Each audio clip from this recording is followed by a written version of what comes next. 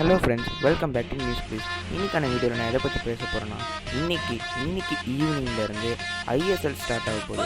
சரி, கிரிக்கெட் முடிஞ்சிச்சுல, இதோட நாங்கள் வீடியோஸ் நிறுத்திடலாம்னு நினச்சோம். ஆனால் வந்துட்டு ஃபுட்பால் அதுவும் ஒரு ஸ்போர்ட்ஸ், அதனால் வந்துட்டு நாங்கள் ஃபுட்பாலையும் என்கரேஜ் பண்ணுற டைப்பில் வீடியோஸ் ப்ரிப்பேர் பண்ணலாம். அதாவது நம்ம ஐபிஎலுக்கு எப்படி சென்னை மேட்ச்லாம் வந்துட்டு ப்ரெடிக்ஷன் பண்ணோமோ, அதே மாதிரி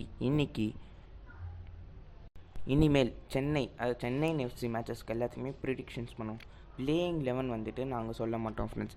ஏன்னா வந்துட்டு ஃபுட்பாலில் சப்ஸ்டியூஷன்ஸும் இருக்காங்க. அதனால் வந்து அந்த பிளேயிங் 15 சொல்கிறது கொஞ்சம் கஷ்டம். பிளேயிங் 14 14 பேர் மேட்ச்சில் ஆடுறதுக்கான சான்சஸ் இருக்குது. ஏன்னா 3 டைம்ஸ் சப்ஸ்டியூட் பண்ணலாம். அதனால் வந்து பிளேயிங் 11 சொல்ல மாட்டோம் ஃப்ரெண்ட்ஸ்.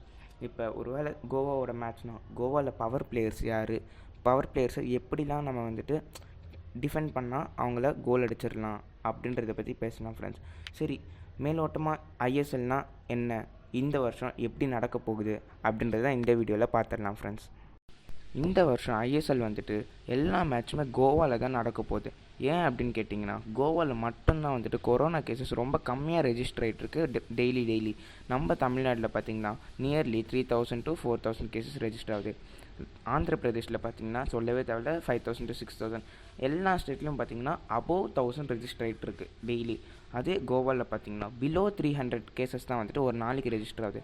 அதனால் வந்துட்டு பிளேயர்ஸ்க்கும் சரி, நடத்துகிற அசோசியேஷனுக்கும் சரி, ரெஃப்ரீஸ்க்கு எல்லாருக்குமே வந்துட்டு சேஃபஸ்ட் பிளேஸ் எதுன்னு பார்த்திங்கன்னா நம்ம இந்தியாவில் கோவா மட்டும்தான். என்னடா நார்த் ஈஸ்ட்லேயும் ரொம்ப கம்மியாக தான்டா இருக்குது அப்படின்றீங்க. நார்த் ஈஸ்ட்டில் இருக்குது, கம்மியாக தான் இருக்குது. ஆனால் அங்கே வந்துட்டு சரியான இன்ஃப்ராஸ்ட்ரக்சர் இல்லை, இன்னும் அந்தளவுக்கு டெவலப் ஆகலை அந்த சில ஸ்டேட்ஸ். அதனால் வந்துட்டு நல்லா இன்ஃப்ராஸ்ட்ரக்சர் இருக்கிற ஸ்டேட்டும், அதுக்கப்புறம் வந்துட்டு கொரோனா கேசஸ் கம்மியாக இருக்கிற ஸ்டேட்டும் அப்படின்னு பார்த்திங்கன்னா வந்துட்டு இங்கே நம்ம யூனியன் டெரிட்டரி கோவா தான். அந்த கோவாவில் தான் வந்துட்டு எல்லா மேட்சுமே நடக்குது. நம்ம ஃபுட்பால் அசோசியேஷன் என்ன சொல்கிறாங்கன்னா, சரி எல்லா டீமுக்கும் ஒவ்வொரு மேட்ச் அவங்கவுங்க ஹோம் டீமில் நடத்தலாமா அப்படின்னு கேட்குறாங்க. அந்த மாதிரி நடத்துனாங்கன்னா நம்ம சென்னையில் நம்ம மெரினா இரினாவில் கூட ஒரு மேட்ச் நடக்கிறதுக்கான சான்சஸ் இருக்குது. ஆனால் வந்துட்டு ஆடியன்ஸ் நாட் அலவுட் அப்படின்னு தான் சொல்லியிருக்காங்க. இதுவரையும் இல்லை, அதுக்கு சேஞ்சஸே இல்லை. ஆடியன்ஸ் நாட் அலவுட், அது வந்துட்டு கன்ஃபார்மாக நம்ம எல்லாருக்குமே தெரிஞ்ச விஷயந்தான். எல்லா பிளேயர்ஸுமே வந்துட்டு செக் பண்ணி முடிச்சிட்டாங்க ஃப்ரெண்ட்ஸ். சில பேருக்கு பாசிட்டிவ் வந்தது, அவங்களாம் வந்துட்டு குவாரண்டைனில் இருக்காங்க. சில பேர் குவாரண்டைன் முடிஞ்சு டீமில் ப்ராக்டிஸ் பண்ண ஸ்டார்ட் பண்ணிட்டாங்க. எல்லாரையும் வந்துட்டு 5 டைம்ஸ் டெஸ்ட் பண்ணாங்க. 5 டைம்ஸும் நெகட்டிவ் வந்தால் மட்டும்தான் டீமுக்குள்ளே அமிச்சாங்க. அப்படி ஒரு வாட்டி லாஸ்ட் அட்டெம்ப்டில் பாசிட்டிவ் வந்துட்டாலும் அவங்கள எடுத்து உள்ளே போட்டாங்க ஃப்ரெண்ட்ஸ். குவாரண்டைனில் போட்டு அவங்களுக்கு 14 days கம்ப்ளீட் ஆனதுக்கு அப்புறமா தான் வந்துட்டு அவங்க டீம் உள்ளே போகணும் அப்படின்னு சொல்லியிருக்காங்க. ஐபிஎல் எப்படி நடந்தால் அதே மாதிரி தான் இந்த வருஷம் ஐஎஸ்எல் நடக்க போகுது. எப்படின்னா வந்துட்டு எல்லா பிளேயர்ஸ்க்குமே சானிடைஸ் பண்ணி, பாலுக்கு சானிடைஸ் பண்ணி, கோல் போஸ்ட் நெட்டுக்கு எல்லாத்துக்குமே சானிடைஸ் பண்ணி, அதுக்கப்புறம் அட்வர்டைஸ்மெண்ட் போர்டு அப்படின்னு வந்துட்டு நம்மளுக்கு பால் வந்துட்டு ஸ்டேடியம்குள்ளே போகாமல் ஒரு டிஜிட்டல் அட்வர்டைஸ்மெண்ட் ரன் ஆகிக்கிட்டே இருக்கும். ஸ்பான்சர்ஸ் எல்லாரோட அட்வர்டைஸ்மெண்ட்டும் ரன் ஆகிக்கிட்டே இருக்கும். அந்த போர்டுக்கு வந்துட்டு சானிடைஸ் பண்ணிவிட்டு, அதுக்கப்புறம் ரெஃப்ரீஸ் எல்லாம் அங்கே ஒர்க் பண்ணுற எல்லாரையும் சானிடைஸ் பண்ணிட்டு தான் ஸ்டேடியம்குள்ளே அலோவ் பண்ணுவாங்க. அதுக்கப்புறம் வந்துட்டு டைமிங்ஸ் வந்துட்டு என்ன சொல்லியிருக்காங்கன்னா, 7 o'clock வந்துட்டு பாட் கிராச் ஸ்டார்ட் ஆயிரும். 7:30 மேட்ச் ஸ்டார்ட் ஆயிரும். அதுக்கப்புறம் first half 45 minutes, second half 45 minutes. அது சேஞ்ச் பண்ண முடியாதுல்ல, அதனால் வந்துட்டு அதெல்லாம் சேம். மோஸ்ட்லி 9:30 மேட்ச் முடிஞ்சிடும். இந்த வருஷம் வந்துட்டு ஃபேன் வால் அப்படின்னு ஒன்று கொண்டு வராங்க ஐஎஸ்எல்ல. அதாவது எப்படின்னா வந்துட்டு அந்த ஃபேன் வால்ன்றது ஒரு பெரிய டிவி மாதிரி.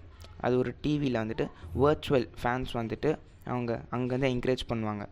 எப்படி நம்ம ட்ரீம் 11 ஐபிஎல்லில் வந்துட்டு ட்ரீம் 11 ஃபேன் கோட் அப்படின்னு வந்துட்டு ஒரு போர்டு மாதிரி அப்பப்போ வந்து டிஸ்பிளே பண்ணிகிட்ருப்பாங்க. எல்லா ஃபேன்ஸும் வந்துட்டு என்கரேஜ் பண்ணிவிட்டு அவங்க டான்ஸ்லாம் ஆடிட்டுருப்பாங்க. அதே மாதிரி தான் வந்துட்டு ஐஎஸ்எல்லையும் வந்துட்டு இதே மாதிரி ஒரு போர்டு வச்சுட்டு அந்த போர்டில் வந்துட்டு இது பிளேயர்ஸ் எல்லோரும் என்கரேஜ் பண்ணுற மாதிரி ஒரு அப்பப்போ காமிப்பாங்க. ஒரு 45 minutesனால் அதில் அட்லீஸ்ட் ஒரு 2 times ஆச்சு அந்த ஃபேன் வாலை காமிப்பாங்க ஃப்ரெண்ட்ஸ். அதுக்கப்புறம் வந்துட்டு யாருமே இந்த வருஷம் உள்ளே அலோவ் பண்ண மாட்டாங்க. அப்படின்றதால வந்துட்டு எல்லாருமே ஹாட்ஸ்டார் விஐபி அதில் பார்க்கலாம், டிவியில் பார்க்கலாம். அதுக்கப்புறம் வந்துட்டு தோப் டிவி அப்படின்னு ஒரு இது இருக்குது, அதில் டவுன்லோட் பண்ணிங்கன்னா வந்துட்டு ஃப்ரீயாகவே பார்க்கலாம் ஃப்ரெண்ட்ஸ்.